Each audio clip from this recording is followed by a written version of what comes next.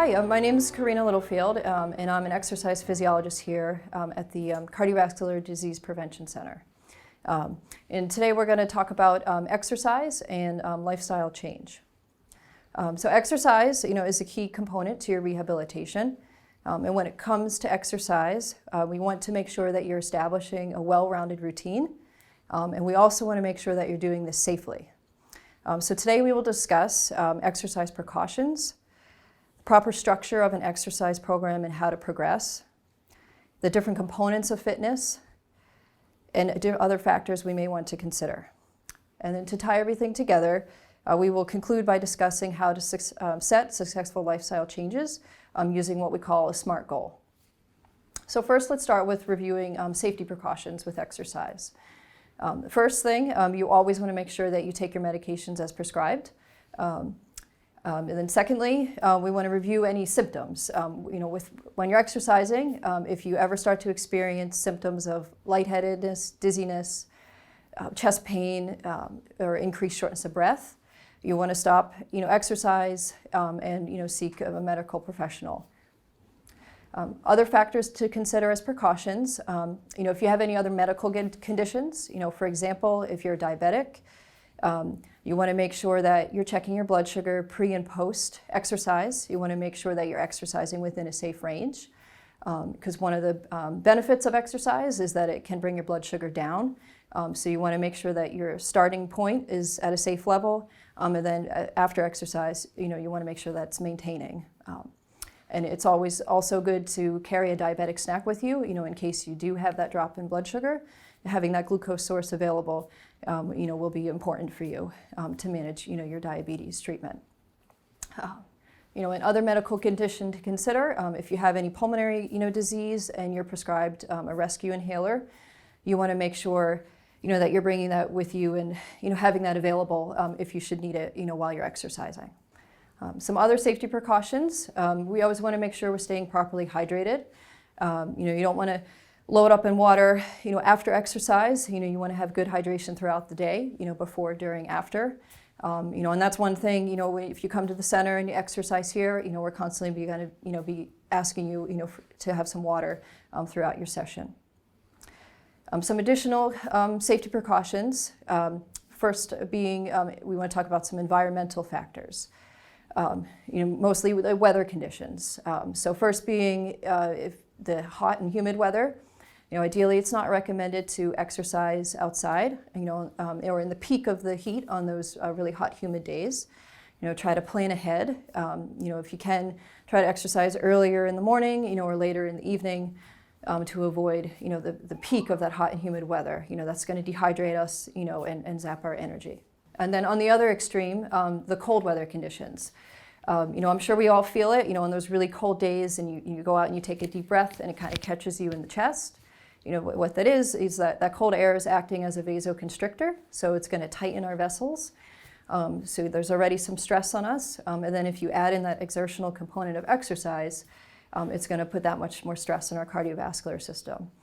So again, plan ahead. Hopefully you have an indoor option for those colder months. If not, like I said, plan ahead. Try to avoid the really extreme cold, or wear a scarf to help warm and humidify that air so it's not so harsh, when you're taking in that cold air. And then lastly, to wrap up on precautions, as we're talking about the cold weather, our recommendation is absolutely no snow shoveling. Again, for the factors I talked about with the cold air, that air is a constrictor. And then when we add in, that exertional load of shoveling, we're increasing that lever arm away from our body. And we try to practice proper body mechanics, but, not always the case as that lever arm's increasing and that load, and that's just going to put additional stress, on our heart. So no snow shoveling, and again, it's something if you had done in the past, try to plan ahead and see if you can have a snow removal service or, family or friend, neighbor to help, with the snow removal. Okay, so that wraps up the safety precautions. So next we'll look to talk about the structure and progression of exercise. So when we look at exercise, first we'll talk about the aerobic component. And with the aerobic exercise, you want to break it up into, think of it as in 3 phases. First phase being our warm-up phase, the second being our training phase, and last being our cool down. So we want to kind of have that progression with our aerobic routine. So starting with the warm-up, a sufficient warm-up is about 10 minutes, and that allows our body to get prepped for the duration of that exercise. We can gradually, warm up. It will warm up our muscles, lubricate our joints, and prep us for that, training phase or that, longer sustained duration, of our exercise routine. And as we transition, from our warm-up into that training phase, with the training phase, we're going to look to increase the workload a bit. And as we increase to that training phase, that's the stage we want to try to sustain for, at least 20 minutes. And then we can gradually increase that duration over time. But at least aiming for that 20 minutes, in that training phase. And with that increased intensity, our heart's going to be pumping harder to supply all that oxygen-rich blood to our big muscle groups so we can perform that exercise. So the key, as we're progressing through the training phase, we never want to suddenly just hit the brakes and stop. For that reason, our heart's pumping harder. So that's why we incorporate in that 5-minute cool down. We want to give our body, the appropriate amount of time, to come back down from those exercise levels. So with, the heart pumping faster, if we suddenly hit the brakes, our body's not going to like it. So that's why we, incorporate in that 5-minute cool down to, allow our blood pressure, heart rate, appropriate amount of time to come back down into somewhat warm-up levels. So that's the typical structure, you want to be mindful of, when you're developing an exercise, aerobic exercise routine. That 10-minute warm-up, progressing into the training phase, and then coming back down with that nice 5-minute cool down. And with the aerobic exercise, the American College of Sports Medicine recommends a minimum of 150 minutes, of that structured, formal aerobic exercise each week. So you can look at that, in a number of different ways. 30 minutes, 5 days a week, or if you have a longer session, one day, a little shorter the next, just trying to accumulate that 150 minutes minimum each week, and then gradually progressing, and there's nothing wrong with over time adding more time to your weekly total of that structured formal exercise. And a key thing I want to break down is when we're talking about formal exercise, we want to distinguish that from physical activity. So that formal exercise, that the American College of Sports Medicine is recommending is something that has a goal in mind, a beginning and an end point. I'm going to walk for 30 minutes, or I'm going to, bike for 5 miles on my recumbent bike. It has that beginning, that end, that specific goal, and it's, sustaining that, 10-minute warm-up, a 20-minute training phase, 5-minute cool down. So we want to make sure that that's the, formal exercise that we're getting versus what we call physical activity. So physical activity, is the metabolic energy, that we're using when we're, completing, activities of daily living. For example, going grocery shopping and, going up and down the aisle, or vacuuming the carpet at home, or, standing at the sink doing dishes. For all those tasks, we're using metabolic energy, but it's not that sustained, cardiovascular exercise that it's going to help with our, heart recovery process, and continue to give us health benefits. So just be mindful of that. You want to make sure you're having, a good balance of both, but really trying to get that 150 minutes of that formal structured exercise. And then, if we're very active with our ADLs, obviously that's going to accumulate steps for us throughout the day. But you want to make sure that, again, the contributing to the step total in our day is that formal exercise. And when we look at, that formal exercise and that aerobic exercise, we use a principle to come up with an exercise program that we call the FIT principle. And this stands for frequency, intensity, type, and time. So we'll break, each one of those down in a little more detail. So F first for the frequency, which I've kind of already touched upon, but most days of the week is where the frequency for that aerobic exercise or that 150 minutes. But obviously, if exercise is new for you, you want to be realistic with it. So start with a lower frequency each week, and gradually build up, to hopefully getting it to most days of the week.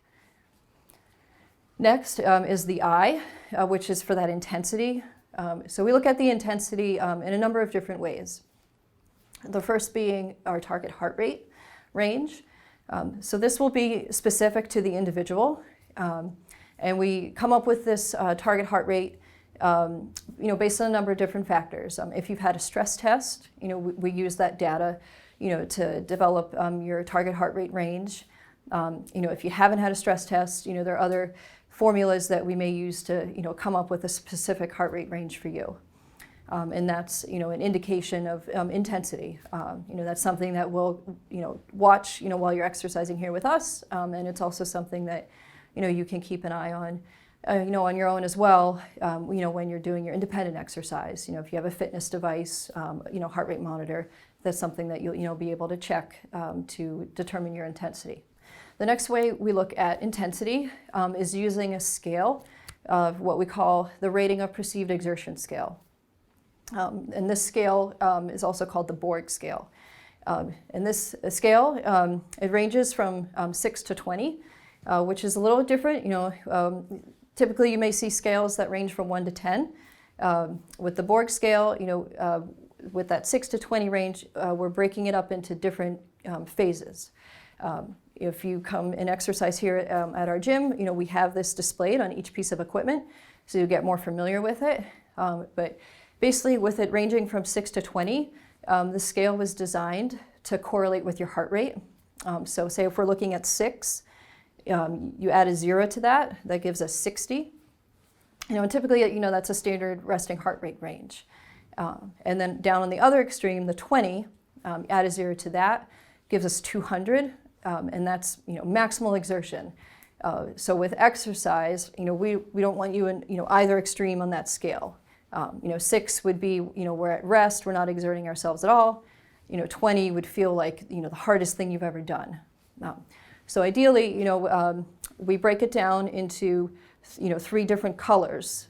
So starting with 6 through 11, we call the green phase.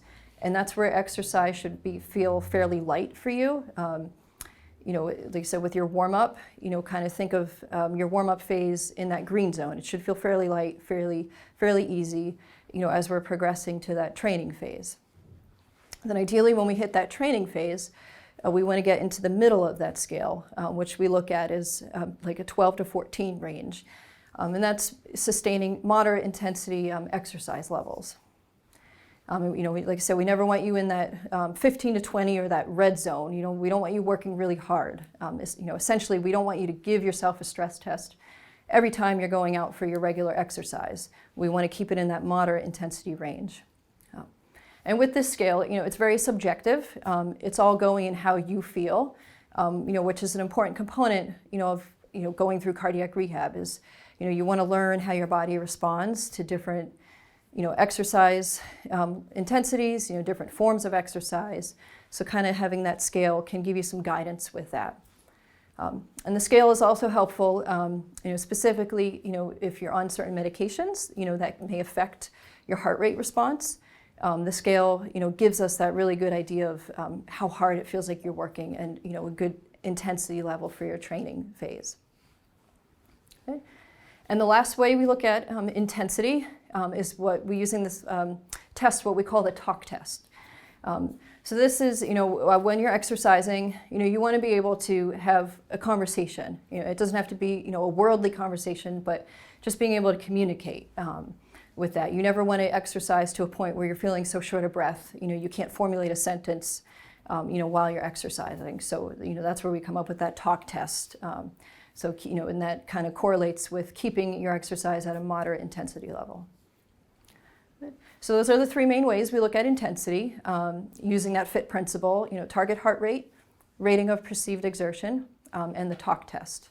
Your team here at Cardiac Rehab, will come up, like I mentioned, with specific guidelines, for you as an individual, giving you, your target heart rate and working through that exertion scale with you. And moving on with, that FIT principle, so we talked about the F for frequency, the I for intensity. The first T is for the type of exercise, and this can vary. It could be, walking, using a treadmill, a bike, hiking, swimming, all different types of, aerobic exercise. And then the last T stands for time. So like I said, ideally, you want to try to build up to a point where you can at least sustain 30 minutes continuous. If you're attending the program here, typically we structure our aerobic portion of it to be around 35 minutes or so.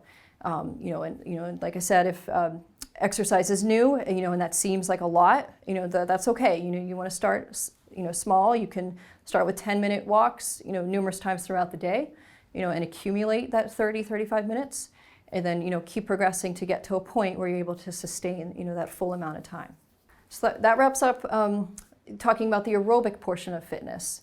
And like I mentioned, when we're developing an exercise program, we want to make sure that it's, well-rounded. So we want to incorporate in the other components of fitness with that. So the first other component being strength training. So with strength training, this isn't, it's going to be different than that aerobic program. Strength training, the recommendation is 2 to 3 times per week on non-consecutive days. And, for this reason being, what we're doing when we're lifting weights is we're creating little micro tears in our muscle fibers that, we may not feel any soreness initially, but typically we experience what we call DOMS, which stands for delayed onset muscle soreness. And that's what we may feel, the next day or two after we lift weights. So what you want to do with strength training is you want to give those fibers time to heal, before we tear them again. And it's that process over time that's going to help us, build, strength, tone us up. So that, that's why the recommendation is those 2 to 3 days per week and allowing those fibers time to heal. If you do back-to-back days, you can just break up the muscle groups. For example, one day you can do, upper body, next day you could do lower body. You just want to make sure you're not doing the same muscle groups back-to-back. That's just going to put you at increased risk for injury and overuse of those muscles. And with strength training, we typically teach at least getting one solid set of 16 repetitions. And you can do anywhere between 1 to 3 sets. But a lot of the research that's been coming out in the national strength and conditioning field, is showing that the strength gained between doing 1 solid set versus 3, isn't as big as we all might have thought. Obviously doing 3 sets, you're going to have some gains. But it can be very time consuming to do 3 sets of every exercise. So if you can just get 1 solid set of 16 repetitions, you're still going to get a benefit, of performing that exercise. And that's the typical program we would teach here, 1 set of 16 reps. And then as far as coming up with an appropriate amount of weight with your strength training, it's going to vary based on what muscle group we're targeting. For example, if we're working our bicep muscle, it's a larger muscle belly, so naturally we're going to use more weight. Versus, say, if we're working on our deltoid in the shoulder, it's a smaller muscle group, so naturally we're going to bring the weight down. And we'll help with that process of, establishing, what's a good starting weight, and then, progressing from there. And you'll kind of, you have the right amount of weight, if, as you're approaching those last couple repetitions, that's when you want to feel that muscle fatigue, that quiver kick in. If you're feeling that, 4 or 5 reps into that exercise, it's probably an indication that it's too much weight. And if you get to 16 reps and you feel like, man, I can keep doing this all day, it's probably an indication that it's too light. So it is kind of, finding a balance of what's appropriate to start with, and then building it up from there.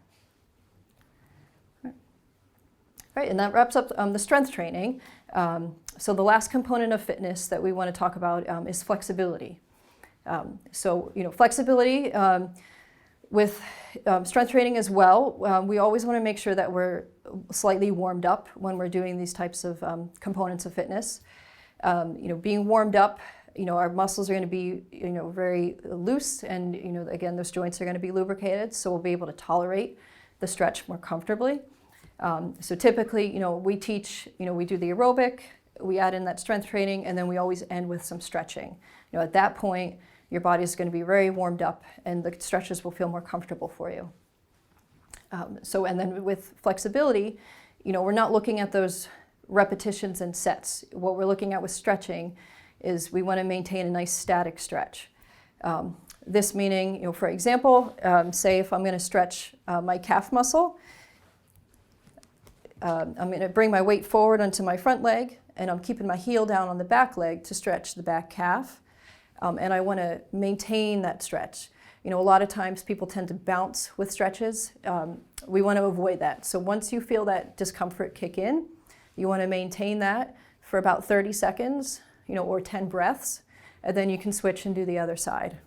And with stretching, you can do them as many times as you feel needed to get some relief, and that nice prolonged stretch, in that muscle.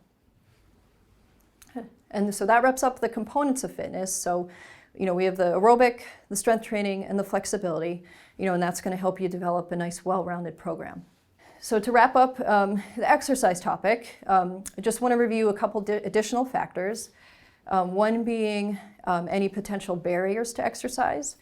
The two most common being time and motivation. It can be very challenging, to find that time, to sustain, a long, 35-minute aerobic. So, helping, to plan your day can help, find some of that time, maybe scheduling yourself or, setting an alarm so you take those breaks to allow yourself to have that, exercise. And, finding a routine that works and something that you feel that you can, maintain, day to day, week to week. And then as far as motivational, it can be helpful, to have, an exercise buddy, that's why you're getting yourself out, and you're doing the exercise and maybe you're not even thinking about it. And, before you know it, you've been walking for 60 minutes. So that can help, having that, support. Some other motivational tools can be, any kind of fitness tracker, like a Fitbit, Apple Watch. They provide a lot of feedback, a lot of data if that helps you. But also, the main motivational tool with that, I find with most people is that it tracks your total steps. So, if you want to set yourself a step goal, that having that tracker, can help with that motivation. And, maybe if you're, at 5,000 steps and, you want to get to 7,000 and, you see that, later in the day, they say, all right, I'm going to get myself out and, get a quick 20-minute walk in. So different motivational tools, we can pull through to help, with becoming regular with our exercise routine. And then, last additional factor is you want to just make sure that you're maintaining good, proper nutrition, and sleep, for optimal exercise and recovery. I like to think of, the food that we're putting into our system, is our fuel source, our energy. So we want to make sure that we're putting in, good energy sources, not, fast foods or, things that are going to weigh us down a bit. So having that good nutritional, intake is going to help, with that optimal exercise, as well as that proper sleep for optimal recovery. Proper sleep, being trying to get at least 7 hours of sleep, a little bit more if you're able, and that'll help keep us energized and, more successful with maintaining our exercise program. So that wraps up, the exercise components. So just want to finish up today with reviewing, how we can become successful with these lifestyle changes. And one way that we look at this is using a tool that we call setting SMART goals. And this will help you make a plan that will stick, and by setting, short-term goals. So since we've been talking about exercise, I'll just use that as an example. So say, you want to start an exercise program or like a home walking program. So you want to think SMART, and we'll break this down into each component. So starting with the S, you want to be specific with setting those goals. So first, say, I want to start a walking program. Then we look at that M, we want that to be measurable. So, like I said, maybe some of those motivational tools can help make it measurable for you. For example, you can keep a log, or use those fitness trackers so you can have that measurable feedback, as you're working through your goal. The A in the SMART stands for action-oriented. So this can be, like I said, scheduling yourself. So, setting that reminder, or, mapping your week out and, writing in that time, whatever works for you to make sure you're getting that action-oriented component going. The R stands for realistic. So, if you've never exercised before, you don't want to set yourself up to fail and say, man, I'm going to exercise every day this week. That's more than likely not going to happen. So start small, so maybe plan, I will plan for 2 to 3 walks this week. That's why it's realistic, you're not feeling overwhelmed, and it's something, achievable, in that short term. And then lastly, in that SMART, we're looking at the timed. So like I said, we want to be short term with it. That's the way we'll have the most success with making these changes. So start with just that 1 week, and then reassess. And then, each week, keep building upon, the progress that you're making. And naturally we might have some weeks where, we're just not, getting it in, and that's fine. It's just reassessing and having that insight, at the end of each week to say, all right, this is what I'm going to do, this following week, and keep progressing from there. So think SMART.